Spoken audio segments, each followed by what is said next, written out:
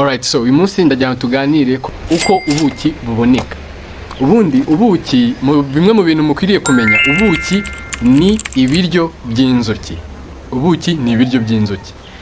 Rero uri kubona nk'ubu ngubu turi mu gihe cy'izuba, kino gihe nibwo inzuki ziba zihuze cyane, ziri gushaka nectare zivana ku ndabo nyinshi cyane zigiye zitandukanye, kugira ngo zibashe gukora ubuki bwinshi buhagije zigomba kuryaho ubu ngubu, ndetse zikanabubika kugira ngo zizabashe kuburyaho mu gihe kizaza cy'ubukonje, igihe cy'imvura.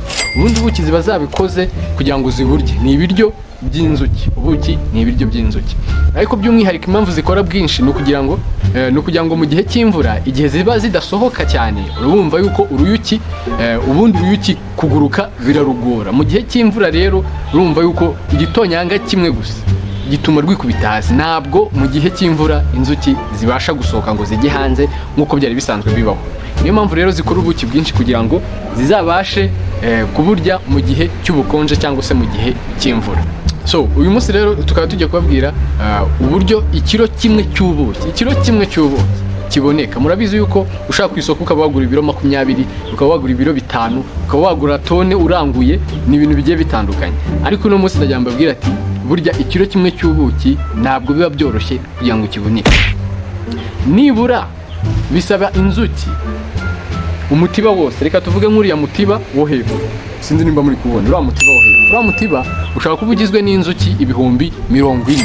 Uri kubyumva? Ibihumbi 40 nyine uri kubyumva. Ibihumbi 5, ibihumbi 10. Umutiba ukomeye uba ufitwe cyangwa se ubugizwe n'inzuki ibihumbi 40.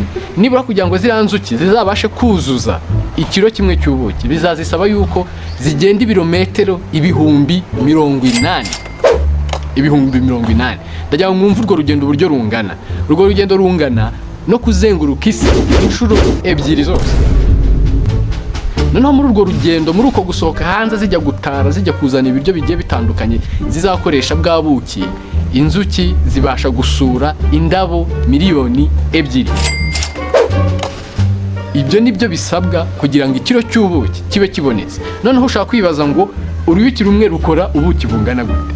Nibura uruyuki rumwe rubasha gukora udutonyanga 4 kugeza kuri 6 tw'ubuki, agace k'ikiyiko. Mu buzima bwarwo bwose, mu buzima rubaho hano ku isi, nibwo buki rubasha gukora udutonyanga 4 kugeza kuri 6, ni agace k'ikiyiko. Ndakeka yuko muri kumva imbaraga bisaba kugira ngo habashe kuboneka ikiro kimwe cy'ubuki. So inzuki rero biri mu biremwa bikora ibintu biryohereye, ariko biri no mu biremwa bivunika cyane gukora ubuki cyangwa se bibashe kwizigamira ubuki.